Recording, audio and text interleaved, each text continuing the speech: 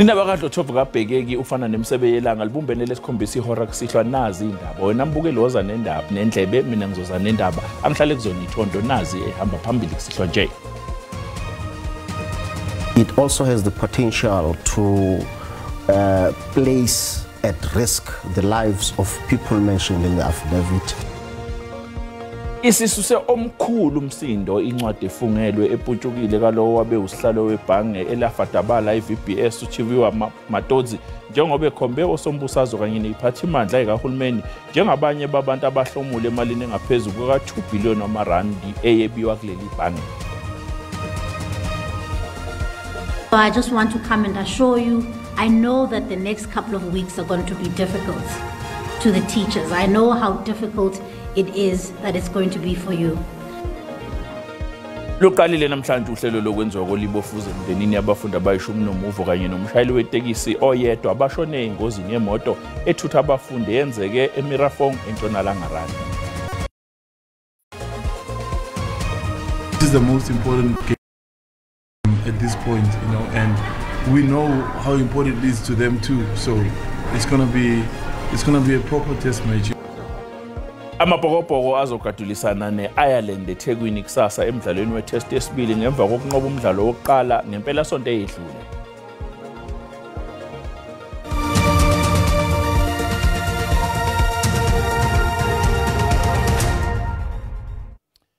Isisuse omkhulu umsindo incwadi efungelwe eputshukile kalowo wabe usihlalo webhange lafadabala iVBS uChiviwa Matodzi njengoba ekhombe osombusazwe kanye neziphathimandla ezikahulumeni njengabanye babantu abahlomule emalini engaphezulu ka2 billion wamarandi eyebiwa kuleli bhange. uMatodzi usanda kugwetshwa iminyaka eyishumi ngamacala amayelana nokwebiwa kwalemali. Encwadini efungelwe yokuvuma icala uMatodzi uninda abantu abaningi okubalwa kubo nosombusazwe kanye nezinkampani ezahlukene okusolwa ukuthi baba nesandla ekutashweni kwemali kuleli bhange eselafadabala. Ngeshwa ke ukufadabala kwaleli bhange kwaholela ekutheni icwile imali yabantu ababeyitshalile. Kafushane uthi wayekwazi ukulondoloza imadlana ayeyenza ngokuthengisa kepha manje akasakwazi ukuziphilisa. Inda amaqembu ezombusazwe iANC neEFF kanye nowayengumqondisi jikelele womgcini mafa kuzwe lonke uDondo Mogajane. I want to set the record straight. I met Mr. Matodzi several times with my colleagues and many other individuals in the room. And every time I said to him, no further investments with municipalities in South Africa, as per the August 2017 instruction note and the circular that we issued to municipalities.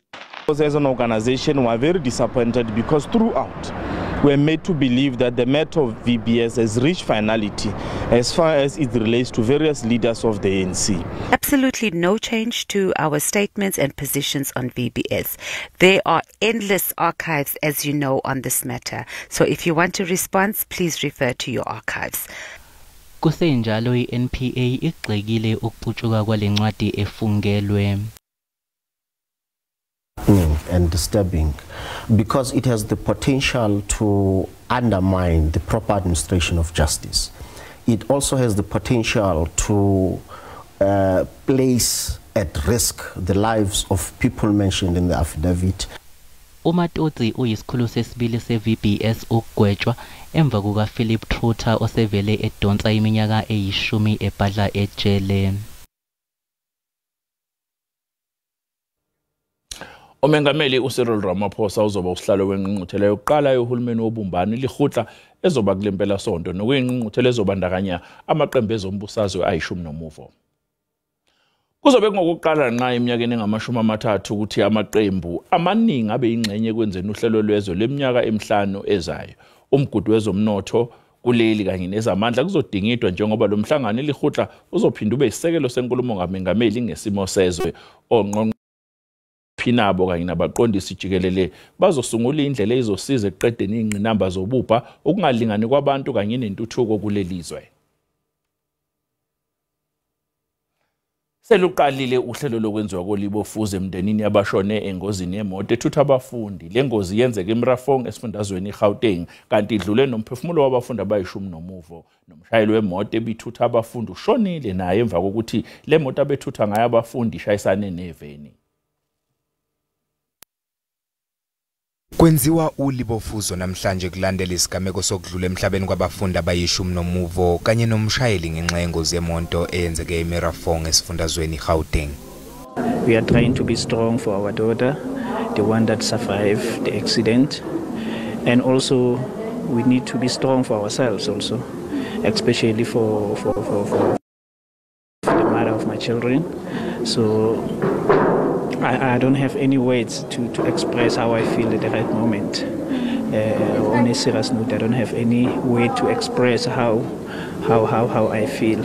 Ungqongqoshe wemfundo eyisisekelo uSiviwe Gwarube uvakashele isikole samabanga aphansi Rocklands ngenhloso yokudluliswa amazwi akhe enduduzo emndenini kubangani nakubafundi. When we lose 11 of those people, it hurts a lot. And so I just want to come and assure you, I know that the next couple of weeks are going to be difficult to the teachers. I know how difficult it is that it's going to be for you. But I want to assure you that a lot of people are standing with you, including my team and myself. Ngowezokuthutha esifundazweni iGauteng uthi usaphenya mayelana nembangela yengozi eholele ekudluleni emhlabeni kwabafundi abayishumi nomuvo kanye nomshayeli eMarafong. Silindo kuhle ngithi endabeni zeSABC. Iningi lamalungu omphakathi eNewtown neWellington asilandele isicelo sokusuka emakhaya awo ngenxa yemvula enamandla ehlasela esifundazweni iWestern Cape. Umasipala eDrakenstein usunxusela abasebesusiwe ukuthi bahlale nabangani kanye nezihlobo zabo. Onjinela bomasipala kanye nongoti bezamadam sebeqayisa umphakathi ohlala ngasedanyini iBoudal ngokuthi leli damu lingase liqhume noma ngabe inini. Umasipala weDrakenstein ubongoza uluntu ngelithi malingakhawulezi libuyele emakhaya. Bafuduswe ngendlela apha ilikhubalo lokubasindisa kwinto engekehli kuba nako kaloku kubikwa ngelithi amadama amathathu kumafama anqungileyo ayaphuphuma. And what we found is that there was a lot of water flowing from the mountain. Thousands of cubic centimeters per second was coming down. And the fact that the three dams were full, it meant that the water was flowing straight over the dam and into the community.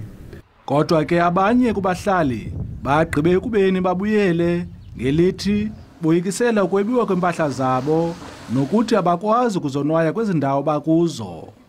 I decided to come back because this is not my problem. It's a problem of the farmers, and the farmers must do something about the dams. Bebezifudukele ngokwabo nathi umasipala bayithakazelele aba bahlali.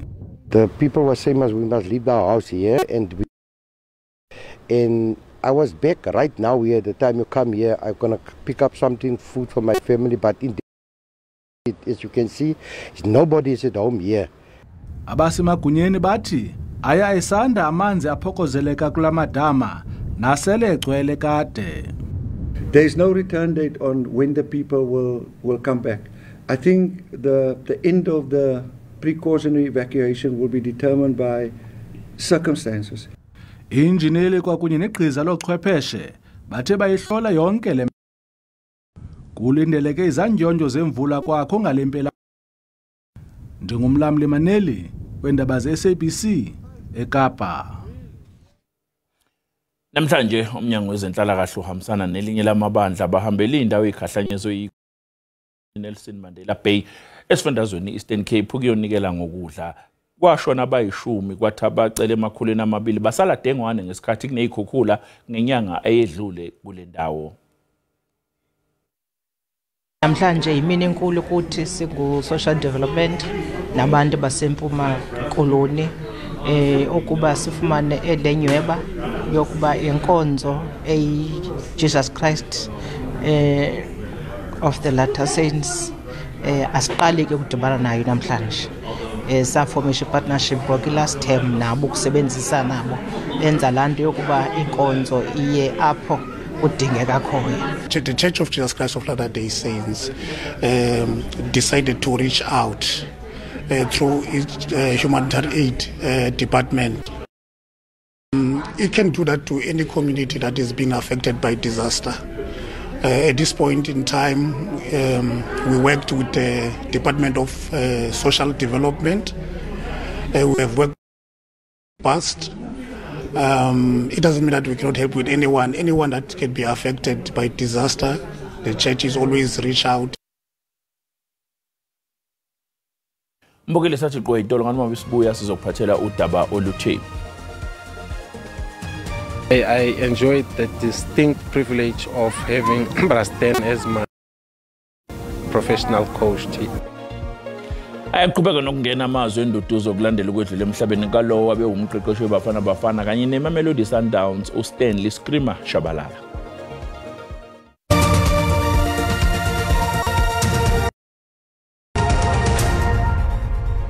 Asikubongela sikwamukele imbukeli ngoba sanda kungena udabeni oluphakathi. Isisuse omkhulu umsindo incwadi efungele kwalowo wabe usihlalo webhange lafadabala iVBS uChief Madozi njengoba ekhombe osombusazo kanye neziphathimandla ezikahulumeni njengabanye babantu abahlomule emalini engaphezulu ka2 billion wamarandi eyebiwa kuleli bhange. Mbukela sikhumbuza ukuthi lezi ndaba oyibukayo ikhona ku YouTube na ku SABC Plus wena okumele ukwenze ngena kuzo uyicinga amagama athi SABC izindaba na kanjani ngiyakuthembisa uzoyithola njengoba zinjalo. Ongqongqoshe omnyango wezasekhaya uDokotela uLeon Schreiber ubehambele oThongathi enyakatho yeTheku namhlanje njengoba lo mnyango ubuhlinzeka amalungu omphakathi asemagwaveni ngomazisi abalahleka ngesikhathi kuhlasele imvula enamandla.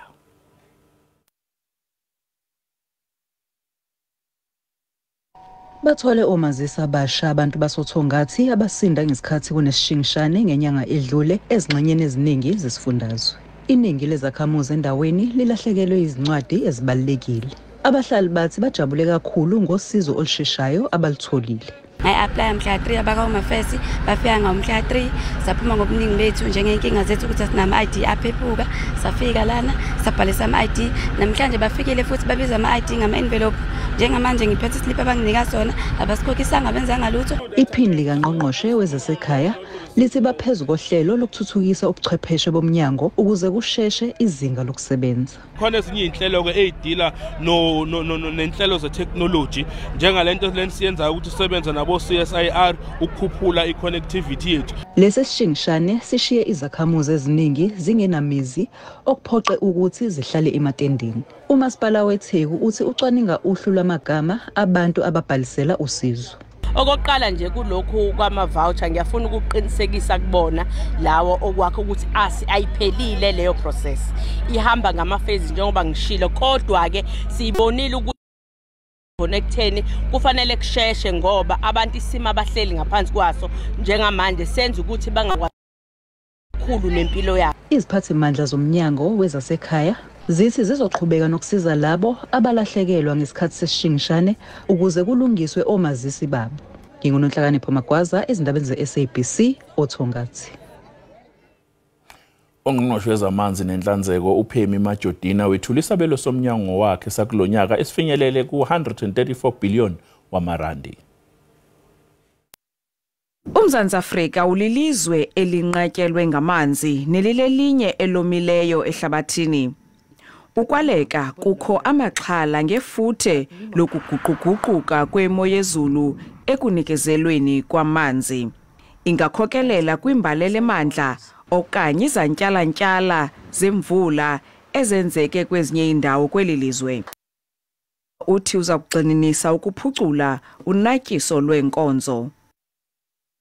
In municipalities is decaying, and you want to work with municipalities that the maintenance of water infrastructure is very important. Le FF Plus lithi ukuhanjiswa kwamanzi angacocwanga okanye angacocwanga ngokugqibeleleyo kovimba bamanzi makulungiswe kwakamsi. We need better water infrastructure and water management. Water scarce, we are losing water due to poor maintenance and poor water management. Iqela le-Action SA lithe iingxaki zamanzi zelilizwe zibangelwa lurhwaphilizo. Decades of mismanagement have brought us to this point. Inherent institutional weaknesses, lack of consequence management, insufficient monitoring of projects, rampant corruption and poor leadership have hindered this department's ability to execute its constitutional mandate. Mama Kyawenda SABC eParlament eKapa. I-Citrus Growers Association ithi ukubambezeleka okukhona emachwebeni aseKapa kukhahlameza abalimi lokhu kuza njengoba iTransnet iphoqeleke ukuthi imise ezokuthutha kuleli sonto ngenxa yokuthi bekunesimo sezulu esibi kuleli dolobha lenkampani simemezele ukuthi ke izoqhubeka ke kodwa nokusebenza manje. Citrus badayisa amakhathoni abalelwa amahlanu onyakeni nokho ngenxa yokuguquguquka kwesimo sezulu nezingqinamba zenqalasizinda sebethumela umthamo omncane kuleminyaka edlule kuleli sonto iTransnet imise ukusebenza ngenxa yemvula enamandla nesishingishane ese-Western Cape. Possible situation. I mean, we promise confidence of supply to our clients, and if we've got a port, I mean, we work with fresh fruit, we work with the weather, we work with infrastructure. There's a lot of things that go wrong. Even ships itself is not that reliable, and then you've got a port which is completely not fit for purpose, and you're working with fresh product. Kodwa inhlangano i-Road Freight Association ithi lokuphazamiseka akukabi nomthelela omkhulu. It's not serious delays as yet. We haven't seen downstream in the logistics chain, for example, at retailers and at warehouses, there's suddenly stock that's running out. But remember, there might be some retailers who are experiencing, and I think the term is supply constraints, are not getting their goods in as quickly as possible because there are roads all around, not just in the ports, that have serious flooding and could be damaged. iTransnet ithi yaqhubeka nokuqapha ukuhamba kweminye imikhumbi eKapa njengoba ulwandle lisaqhubeka nokuba nolaka ngenxa yemvula nomoya. Zivuke umbhejazane izakhamuzi zaseKimberley eNorthern Cape njengoba isolo uhulumeni wesifundazwe ngokuyincisha amathuba. Izakhamuzi zaseKimberley zithi sekwanele ngokuhlala zodwa zinganakwa. Zithi azifakwanga emathubeni amabhizinisi kanti abadayisi bezidakamizwa badla idolobha. Basola uhulumeni wesifundazwe ngokungazimiseli ukuguqula izimpilo zabo. The main reason is unemployment, my brother. Unemployment is frustration, one. And when I'm frustrated, it leads me to temptations, things that they are not into my heart, like crime. Abagqugquzeli bomhlangano bathi kunezitolo zabokufika ezingaphezulu kwenkulungwane eKimberley. Most of the buildings there are being hijacked by the foreigners and mostly the drug dealers. They have taken over our town. You go to Indian Center, it's a drug block. You go to Chapel Street is a drug street. And it's not that our government doesn't know this, they know this. Abashayeli bamatekisi asebeyizisulu zokungqubuzana kwezimvume neziphathimandla ezithile ezibandakanyeka ekhipheni izimvume zomgunyathi bathi bathinteke kakhulu ngodaba olukhona. Our problem is our taxis distopilwe. They're being stopped. Department of Transport, they are funding a illegal operation of buses. And that buses are operating right now as we're speaking. Khona manjalo uhulumeni waseNorthern Cape awutholakalanga ukuphawula wathi bebengeyona ingxenye yomhlangano womphakathi. Nokuthi azikho izinkinga eziphakanyiswe nabo ngokusemthethweni ngabahleli bomhlangano. Aqhubeka nokungena amazwe enduduzo kulandela ukwedlula emhlabeni kwenkakhe ebhoneni likanobhutshuzwayo uStanley Skrima Chabalala. Stanley Chabalala ubaziwa kakhulu ngelika Skrima wazalelwe Orlando East eSoweto ngo1949 ukuba ngumshayisibhakela iyona nto yokuqala eyithanda nokho waba ngumshayisibhakela isikhathi esincane njengoba zayivame ukumnetha kulomdlalo. Uthando lwebhola likanobhutshuzwayo lwaqala esemncane uShabalala wayevama ukubamba iqhaza emidlalweni yale likanobhutshuzwayo yasemgaqweni kwathi ngo1968 waba ingxenye yeqembu lendawo yangakubo iOrlando Preston Brothers. Enye inkakha kwelikanobhutshuzwayo Eugene Zwane ukhulele endaweni eyodwa noPreston. Ukuqala kwakhe ukudlala ilikhokhelayo kwakungenxa yakhe uShabalala. He gave me the break way back in 1985 at Giant Blackpool. Luckily, because we were neighbors, and even though he wasn't watching much of amateur football then, but he kept on hearing about this boy in the neighborhood, and eventually came to pay my parents a visit. Lala waba ngumqeqeshi wokuqala uHoli Bafana Bafana emidlalweni weFIFA emva kokwamukelwa kwelakuleli kwelikanobhutshuzwayo emazweni omhlaba ngo1992. Max Maponyane wagijima kuBafana Bafana eyayicitshwa nguShabalala. Playing against Zimbabwe in Zimbabwe, Bashin Mahlangu got injured at training.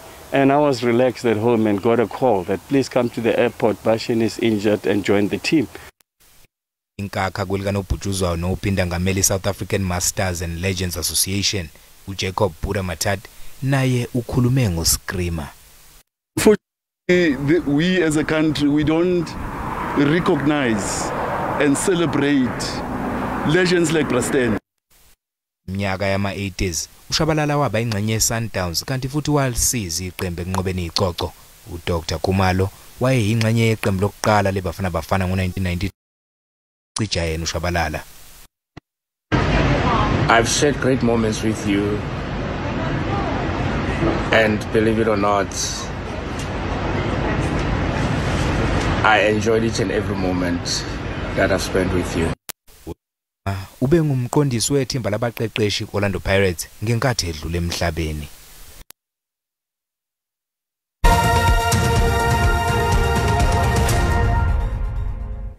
Amabhokobhoko azogadulisana neIreland eThekwini kusasa emidlalweni weTest yesibili ngemva kokunqoba umdlalo wokuqala nempela sonto. Kulindeleke umdlalo oseqophelweni eliphezulu uma lamaqembu esetholana phezulu kusasa. Amabhokobhoko anqoba ngo27-20 ngesonto ledlule ePitoli. Leli qembu selinqoba imidlalo eyishumi laguqisa kweyishagalolunye ladlala ngokulingana kowodwa uma libhekene neIreland. Umqeqeshi wamabhokobhoko uRassie Erasmus uqoka iqembu liqinile ukuthi libhekane neIreland.